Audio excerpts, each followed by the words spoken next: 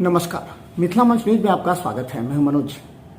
मिथिला मंच न्यूज लगातार वैसे अधिकारियों से पूरी जनता को मिलाना चाहते हैं जिनका उद्देश्य जनता की सेवा था और जिन्होंने अपने कर्तव्य निष्ठा को देखते हुए, अपने पद को देखते हुए आम जनता के बीच सड़क पर भी विकास वैभव जी से। विकास वैभव जी, आपका स्वागत है जी। आपको जब पटना आए एनआईए के बाद तो भी एक चैलेंज था। आपने पहला काम किया अनंत सिंह मामले पर, जिसने पूरे लोग देखा कि एक चैलेंज था। किस तरह रात में आपने छापेमारी की, किस तरह आपने अरेस्टिंग की, जिससे लोग कोई हाथ डालना नहीं चाहता। तो वैसे तो एक पुलिस पदाधिकारी के लिए चैलेंज होता है, एक चुनौती होता है। वैसे लोगों को जो कि राजनीतिक वर्चस्व भी हो, अपराध के क्षेत्र में भी हो, ऐसे लोगों को गिरफ्तार कर। देखिए, किसी व्यक्ति विशेष का वो नाम मैं नहीं लेना चाहता हूँ, लेकिन स्पष्ट यही कहना चाहता हूँ कि जिंदगी में जब पुलिस में आए थे तो सोच कर आए थे कि चुनौतियों से लड़ना है, भिड़ना है, इस भाव के साथ कि कुछ अपना जो भी संभव सकारात्मक योगदान हो करना है। बिहार की स्थिति बहुत अच्छी नहीं थी जिस समय में पढ़ता था, और विधि व्यवस्था की समस्या भी उस समय सभी को प्रभावित करती थी। मन में एक संकल्प था कुछ करना है। वो संकल्प इतना सुदृढ़ था और सुदृढ़ रहेगा कि जब भी ऐसी परिस्थिति आई, जब कोई निर्णय लेना था, तो मन में ये हमेशा था कि भाई जिन चीज़ों ने बचपन से मुझे प्रेरित की, जब समय आया यदि उस पर मैं अडिग नहीं रहा तो फिर सारा व्यर्थ है। तो इसलिए जो भी निर्णय हुए, जो भी कार्य हुए, उसके पीछे भावना यही थी कि कानून सबके लिए बराबर है।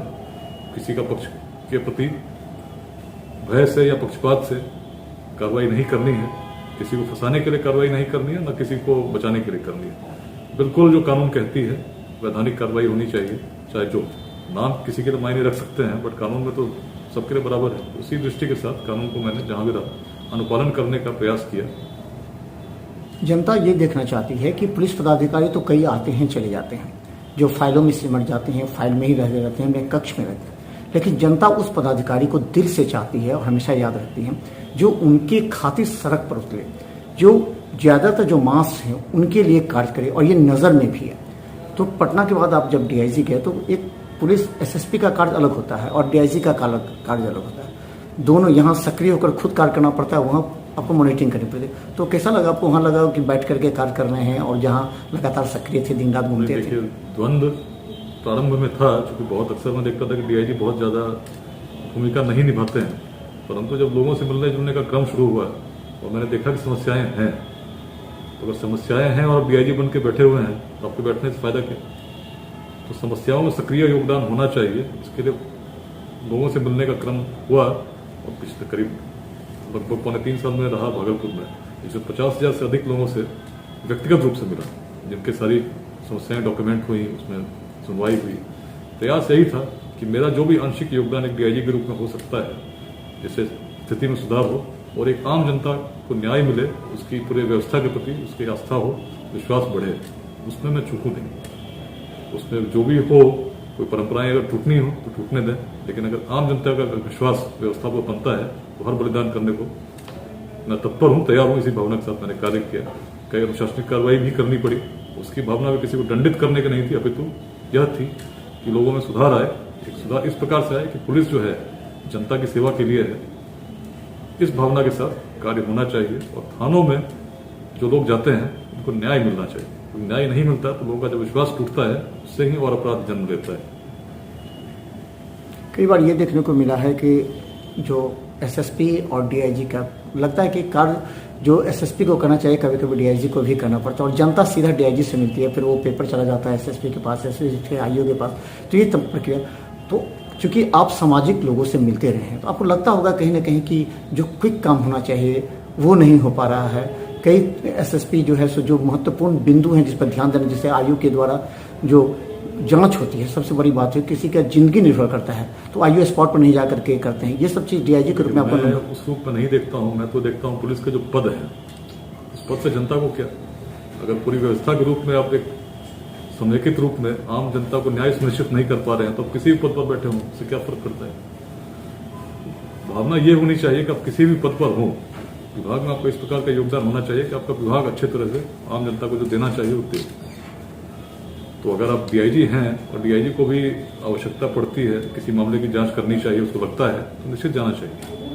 क्योंकि अगर आपके रहते हुए भी चीज़ें वही हो रही हैं जो नहीं होनी चाहिए, तो फिर आपके रहने की सार्थकता तो रहती नहीं। आप केवल इसलिए अगर आप हैं कि भाई बने हुए हैं डीआईजी, तो फिर संतुष्टि कहाँ से मिलेगी? तो विकास फेसबुक पर के जरिए भी लोगों को संदेश देते रहते हैं, क्योंकि आपकी जो शब्द होती है वो ये नहीं लगता कि कोई पुलिस पदाधिकारी का शब्द है, वो कभी यात्री मन, कभी फिर आप जो है सो अपने विचारों के, अपने अनुभव जो आप डेली दिन में, दिनचर्या में जो आप समझ पाते हैं, वो लोगों को सीख देने का प्रयास करते हैं। लोग पढ़ते भी हैं उस बात को। ये कब से ख्यालात आ गए कि ये यात्री मन और ये सब बातें को आप लोगों के बीच में लाएं, क्योंकि अक्सर नहीं लाते हैं कोई? देखिए, बिहार ज्ञान की भूमि रही है, शौर्य की भूमि रही है, उद्यमिता की भूमि रही है। वर्तमान को जब मैं देखता था, जब पढ़ता था एक विद्यार्थी के रूप में, तो और इतिहास को देखता था, तो एक द्वंद्व दिखता था जिसमें लगता था कि वर्तमान में कुछ ऐसे प्रयास होने चाहिए निस्वार्थ भाव से, ताकि भविष्य बदले। इसी भाव को लेकर मैं सेवा में आया। तो जिन भावों ने, इतिहास ने, विरासत ने मुझे प्रेरित किया, तो मुझे लगता है कि अगर आज के युवा भी कुछ उस बारे में चिंतन शुरू करें तो निश्चित ऐसी प्रेरणा जगेगी जो बिहार के भविष्य को और साथ में भारतवर्ष के भविष्य को बदल देगी। इस प्रेरणा को मैं साझा करने का प्रयास करता हूं, करता रहा हूं, और जो भी सोशल मीडिया के माध्यम है बहुत अच्छे माध्यम है जिससे आप लोगों से जुड़ते हैं। जो बातें हैं आप ऐसे बोलते हैं तो एक सभा में 50 लोग सुन सकते थे, इसमें लाखों तक पहुंचते हैं। और कौन सी बात किसको कहाँ प्रभावित कर जाए, अगर अच्छी बात होगी, हृदय से निकली होगी तो निश्चित करेगी।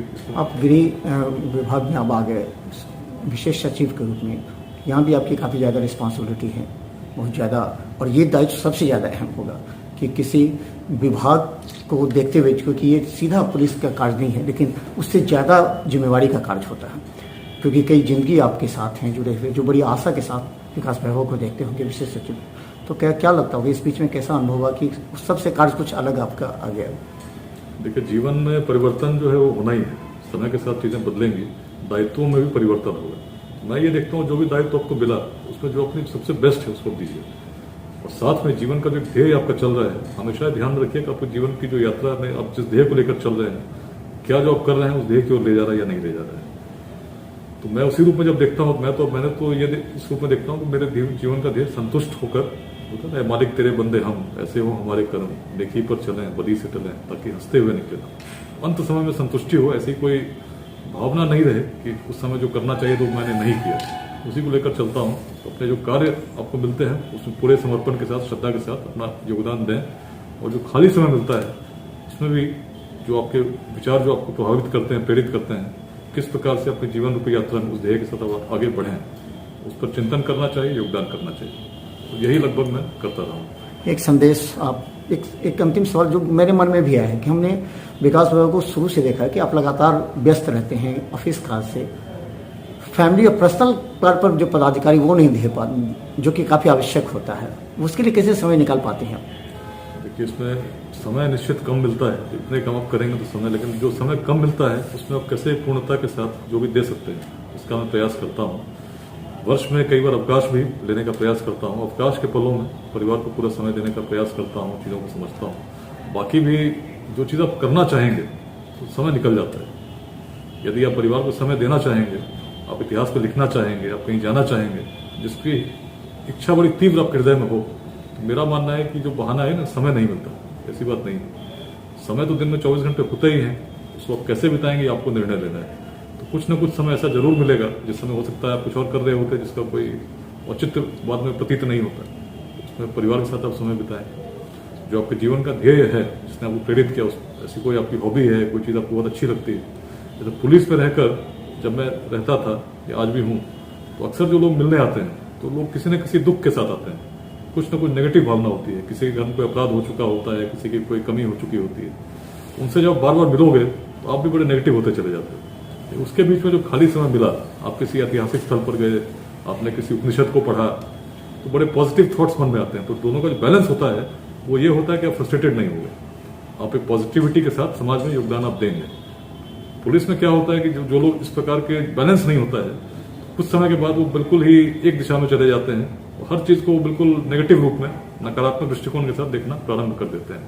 कोई मिलने आता है तो उस पर संदेह करना प्रारंभ कर देते हैं कि झूठ बोल रहा होगा। किसी ने कोई बात कही, उस पर भी संदेह, भाई किस उद्देश्य के साथ ये बातें कही जा रही हैं। हर चीज पर जब आप संदेह के दृष्टिकोण से आप देखेंगे तो फिर आप जीवन में योगदान क्या करेंगे।